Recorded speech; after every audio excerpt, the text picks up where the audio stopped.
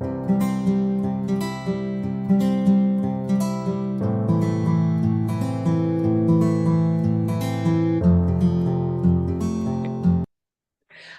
it's Tiffany Lorraine, the Resilient Mother, with another episode of the Resilient Mother podcast. And today I have a wonderful guest for you. I have Kendria Johson, who is a speaker, teacher, and author. And she has a wonderful story about having a can-do, resilient attitude. And so, with no further ado, I'll let her talk a little bit about herself and give us an introduction. Ah, thank you so much, Tiffany. So great to be here and so thankful that you have me here on your platform. As she stated, my name is Kendria Johson. Hello to your audience. I'm a teacher and I was a teacher first. I've been a teacher for 22 years, but that has transformed and I've mutated, I guess, into being a teacher and a speaker and now an author and a business coach. So with all of those titles comes a lot of responsibility. It also becomes a lot of saying no to certain things and saying yes to myself a lot. So one of the reasons why I was attracted to your podcast is because, we have to be resilient as women. We were already doing the job of five people anyway, especially if you're a mother and a working mother. You're already doing the job of five people. So I have these five different hats that I wear every single day, sometimes 10. And I had to figure out a balance between those two. And one of the things the reasons why I wrote my book is because I could not find the help that I needed back in the day when I was struggling, trying to keep my head above water, trying to be a teacher, trying to be a mother, trying to go to school, trying to better myself, and then trying to be the best me I could be. All of those things were taking a toll on me. So I reached out for help, as most people do. You go to your friends first, and then their friends are so sweet because they love you. And they say things like, oh, it'll be fine. And then you're like, well, how will it be fine? Yeah. And you ask for feedback, like, well, how can I make it fine? Because it's not fine. And then you go to your coworkers and they say the same thing. Oh, it just comes with the world of teaching. You'll get used to it. But it's been 12 years and I'm not used to it yet. So I couldn't find the answers that I was looking for. So I had to seek, professional help. I had to get some professionals in my life and see, hey, I'm struggling here. I'm crying in the morning. I'm crying at night. I'm crying when I go to work. I'm crying when I come home. What's going on? And I needed some really, really, really advice about what to do about my life. And so some of the things that I learned in my resilience phases is that I can't do everything myself. I have to learn how to put things on a plate and say, hey, Tiffany, can you help me do this, please? Because I can't get this done, And I was tired of being, superwoman for everyone else and not being superwoman for myself. I was tired of showing up for everyone else and not having anything left for me. And one of the things I learned how to do as being resilient is being mindful of who I am and my limitations, because I am a woman first. I'm a woman first. So if I wasn't taking care of myself as a woman, that means something as simple as getting breast examinations, going to the doctor on a regular basis, taking care of my teeth. Did you know that some of the health problems that we have as women stem from not being dental hygiene? I did not know that until I went to the doctor 3 or 4 times and they told me this. And so I was like, well, I'm having gingivitis issues. Is that a problem? Should I figure out that? And once I figured out how to take care of me, those problems fixed themselves. Yeah. Yeah, we Then I had absolutely issues. Yeah, then can't I pour had from an issues with right. empty I cup. can't give you everything. Yeah. I can't. And I was brainwashed, as most of us are, unfortunately, as women. I was Mhm. brainwashed into thinking if I'm not 100% on all of these platforms, I am not an excellent woman. I'm not a good mother. I'm not a good teacher. I'm not a good, mate. And I had been programmed to believe that. So I wasn't, if because I wasn't 100 for myself, I couldn't be 100 for anything else. Preach. And that formula that I was searching for came through the help of other people. Once I started to reach outside of my friendship group and my coworkers, they're sweet. But once I started to reach out, then I got permission to be weak and vulnerable. And it's okay if you're not good at being a teacher today. It's okay if you take a day off every once in a while and get back into the right mindset. And so what I've learned about being resilient is being honest with yourself, number one. Number two is sometimes you have to just go ahead and say, I can't do this. Yeah. I cannot do this, because you're really not fooling anybody. Yeah. People are watching you struggle and they're like, she ain't doing this right. This is not Well, and I happening think right. part of the theme of I can and having a I can attitude is also having Mm-hmm. a realistic perception of Mm-hmm. where you're at Mm-hmm. and putting yourself in a position where you can, because maybe Mm-hmm. you can't right now, Yeah. but if you get yourself healed, you get yourself in the right position, then you're definitely going to be able to say, I can, but you can't be delusional about it and over push yourself and burn out. That's not doing anything. That's like, I can for like 5 seconds and then I'm not going to be able to do it versus I can and I'm going to sustain it. So, Yeah. Well, I think that the world is getting better at giving us permission as women to just not be great at everything. It's okay if you're not great at everything. Just be good at that one thing. Work on that, especially you, the you inside of the little girl inside of you. Work on that. Once you get that right, then you can focus on being the best mother ever. Then once you get that right, then you can focus on being the best teacher, best author, best whatever you are in your professional life. Then you can work on that. But what they teach us is you need to be all of those things at once.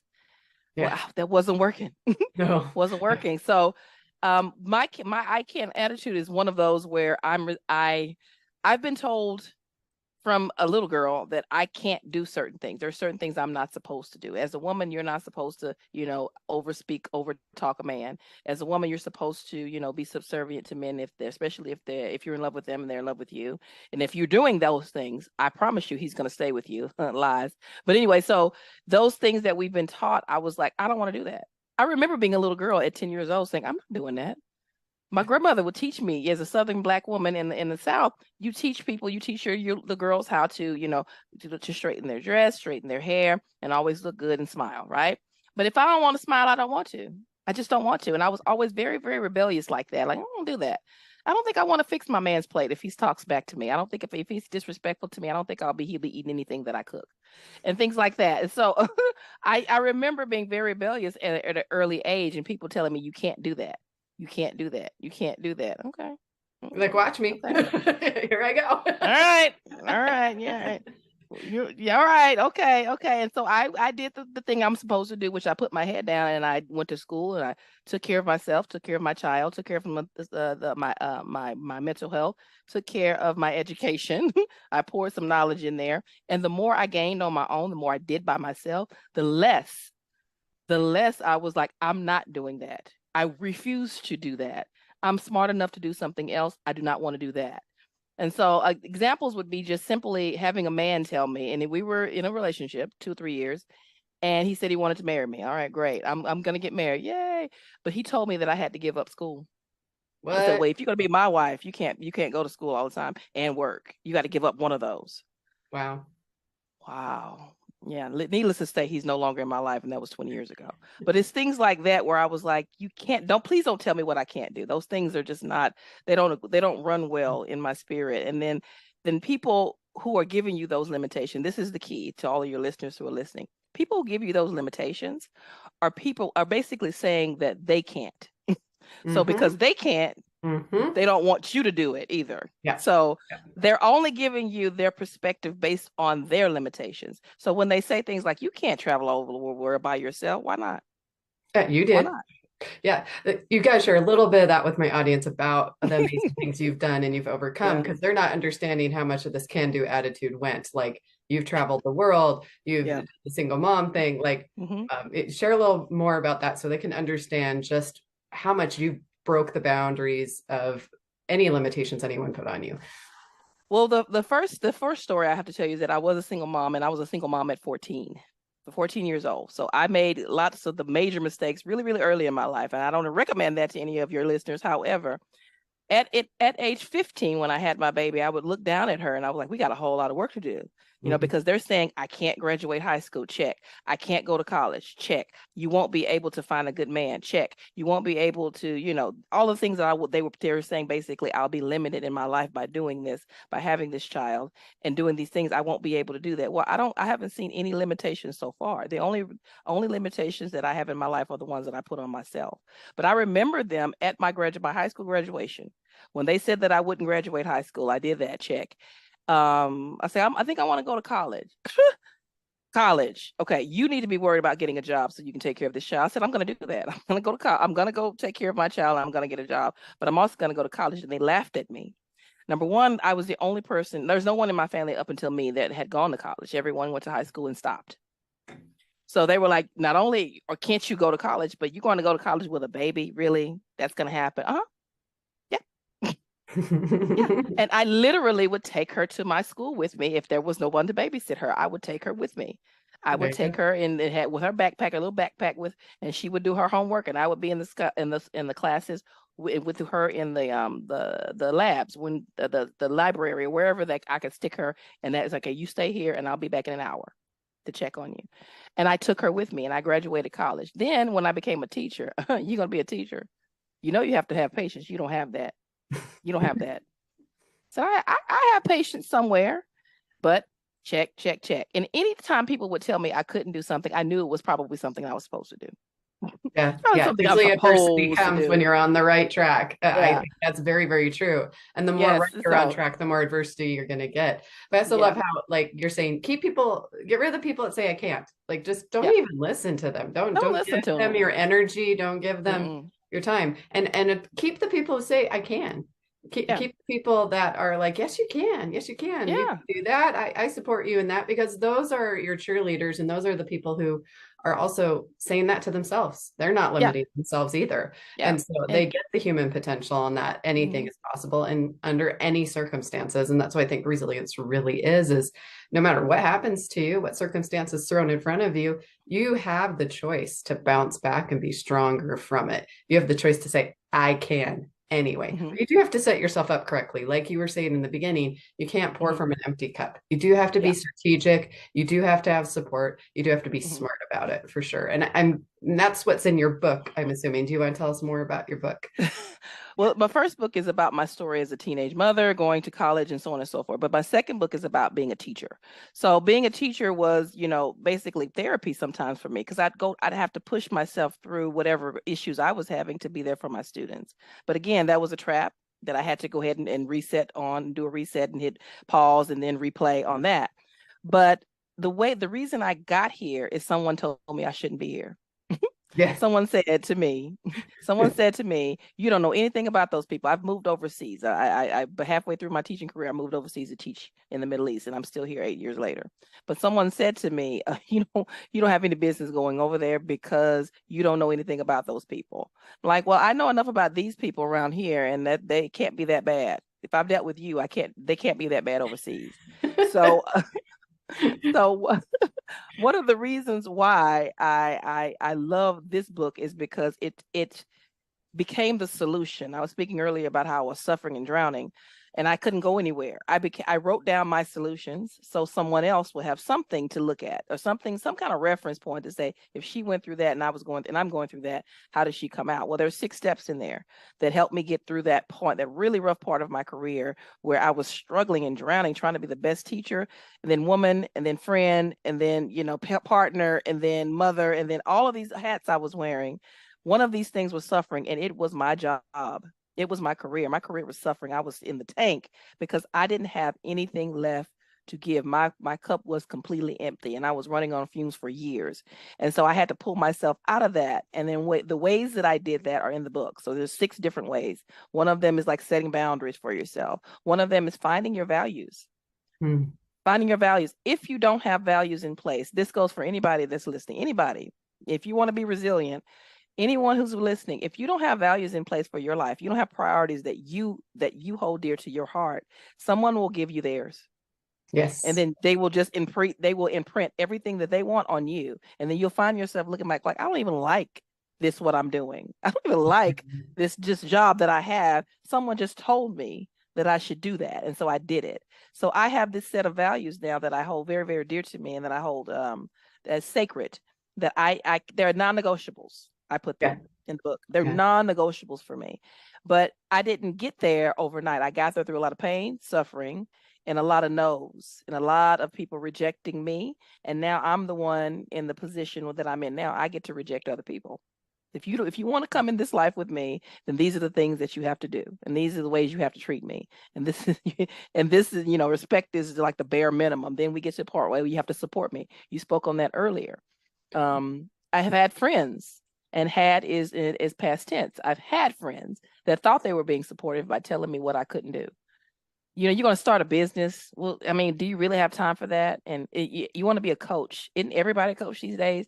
And things like that. But then you have these other friends in this corner over here, like you said, that are saying things like, if anybody can do it, it's you.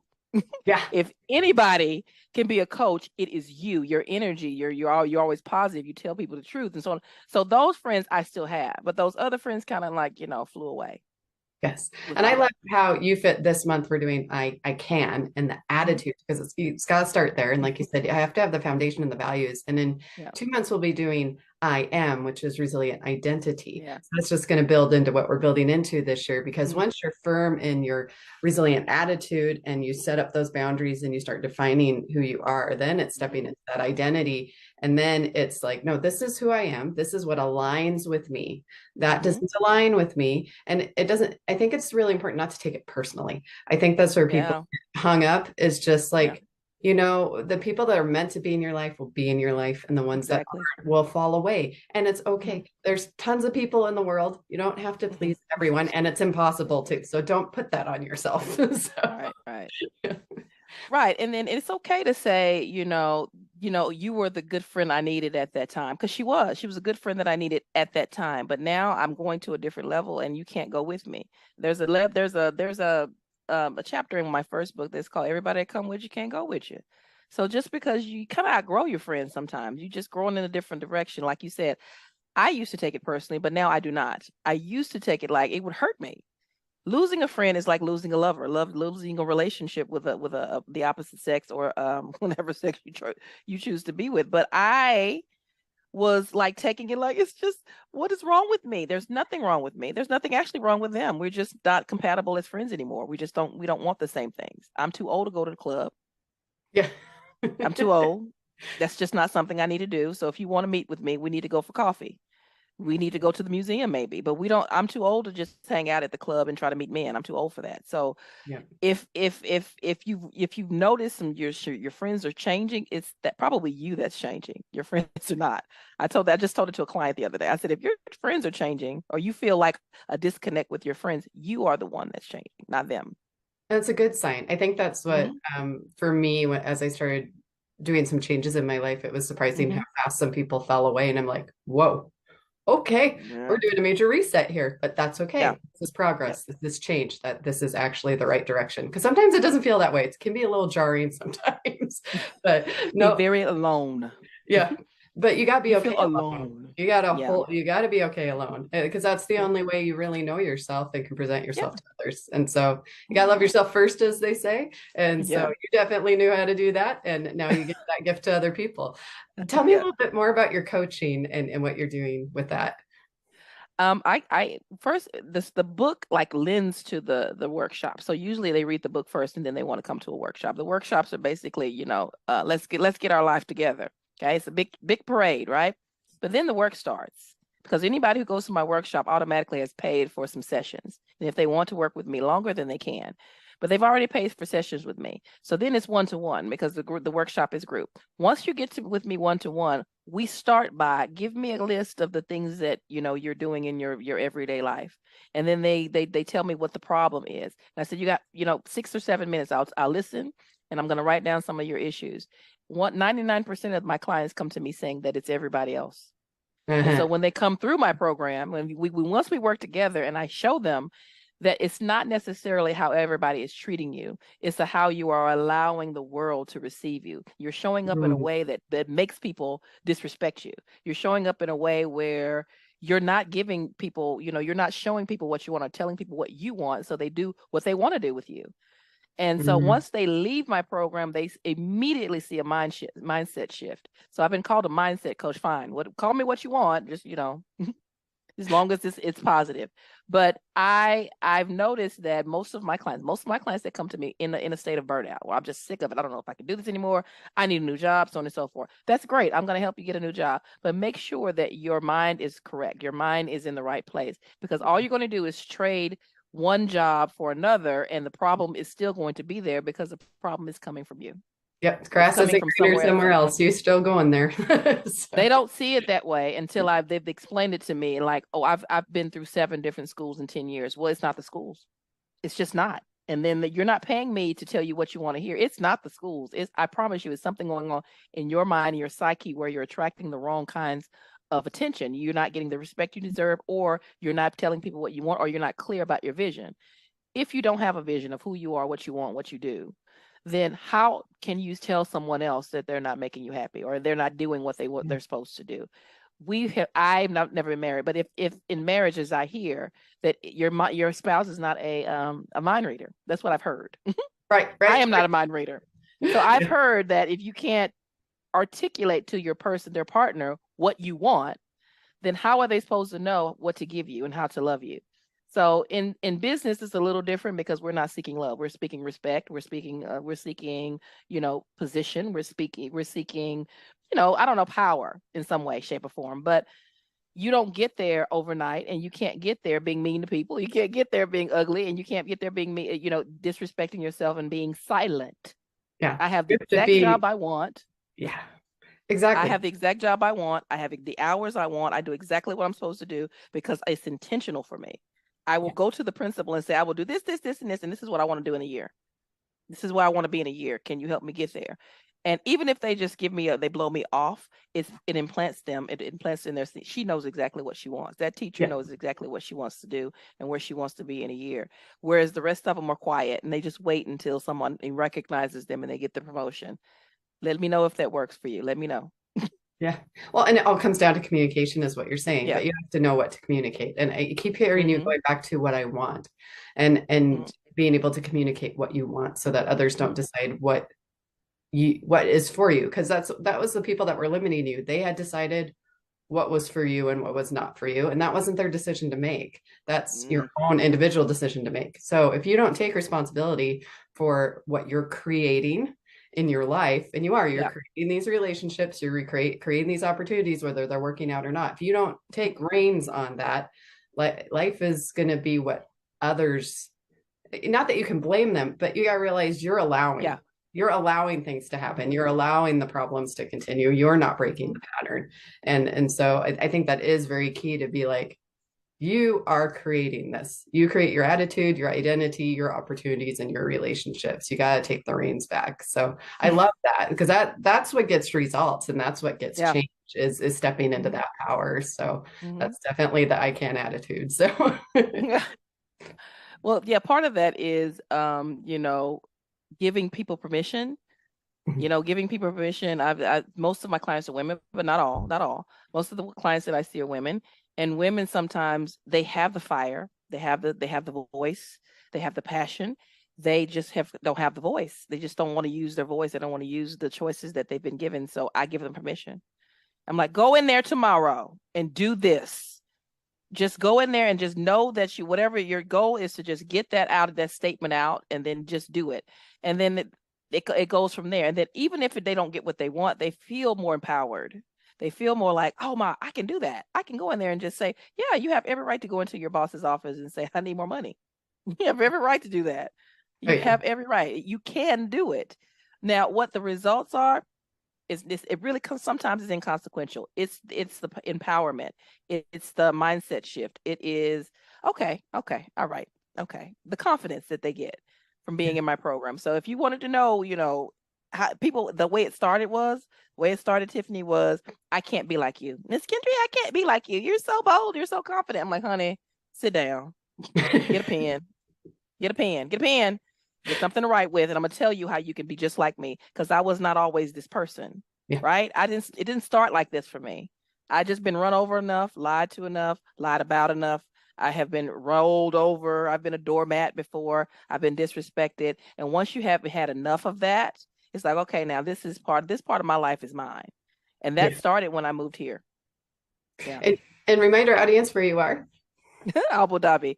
Abu Dhabi is in the UAE, right next to Dubai. Most people know Dubai, but Abu Dhabi is like the little sister. So I live in a city that's next to the water in the United Arabs. No, I do not live with camels or Al Qaeda or the Taliban. I do not live with any of those people. This is a very modern city.